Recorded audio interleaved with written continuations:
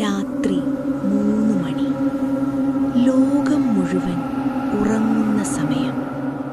പക്ഷേ ചില കാര്യങ്ങൾ ആ സമയത്തു മാത്രമാണ് ഉണരുന്നത്.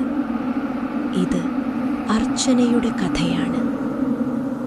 ആ രാത്രി അർച്ചന ആഴത്തിലുള്ള ഉറക്കത്തിലായിരുന്നു. പെട്ടെന്ന് അവളുടെ ഫോൺ വൈബ്രേറ്റ് ചെയ്യാൻ തുടങ്ങി. ഒരിക്കൽ, 2 പ്രാവശ്യം, 3, 4. അവൾ കണ്ണ് തുറക്കാതെ കൈ നീട്ടി ഫോൺ എടുത്തു. സ്ക്രീനിലൊരു പേര്, അമ്മ. അവൾ കോൾ എടുത്തു. അമ്മേ. മറുവശത്ത് ഒന്നുമില്ല. പിന്നെ ഒരു ശ്വാസം. അർച്ചനെ, ഞാൻ നിന്റെ അമ്മയല്ല. അർച്ചന പെട്ടെന്ന് എഴുന്നേറ്റു. ഹൃദയം കുതിച്ചു. അവൾ തിരികെ ആ നമ്പറിലേക്ക് വിളിച്ചു. The number you have dialled is not in service. അവൾ വിറച്ചു. അമ്മയെ നേരിട്ട് വിളിച്ചു. എന്താ മോളെ? അമ്മേ, നിങ്ങൾ വിളിച്ചോ? ഇല്ല മോളെ, ഞാൻ ഉറങ്ങുകയായിരുന്നു. തക്ക് തക്ക് തക്ക്. അവളുടെ മുറിയുടെ വാതിലിൽ ആരോ മുട്ടി. ആര്? അർച്ചനെ, വാതിൽ തുറക്ക്. ഞാൻ നിന്റെ അമ്മയാണ്.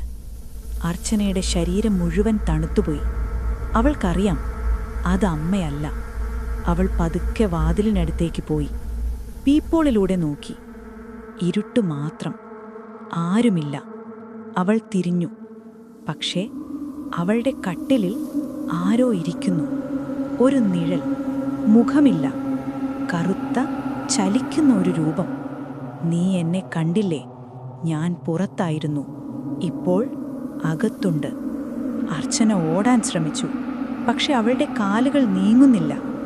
ആ നിഴൽ നടക്കുന്നില്ല. അത് തെന്നി അവളുടെ അടുത്തേക്കെത്തുന്നു. അവളുടെ മുഖത്തിനു മുന്നിൽ 2 ചുവന്ന കണ്ണുകൾ തുറന്നു. നീ എൻ്റെ മോളാണ്. ഞാൻ നിനക്കായി വന്നു. അർച്ചന കണ്ണടച്ചു. ഉറക്കെ പ്രാർത്ഥിച്ചു, ദൈവനെ രക്ഷിക്കൂ. അവൾ കണ്ണു തുറന്നപ്പോൾ നിഴലില്ല. മുറി വീണ്ടും നിശബ്ദം. പക്ഷേ അവളുടെ കയ്യിൽ ഒരുപാട് ചൂട്. അവൾ കൈ നോക്കി. ചുവന്ന എഴുത്ത്, രക്തത്തിൽ പോലെ. 3 AM. നാളെ ഞാൻ വരും.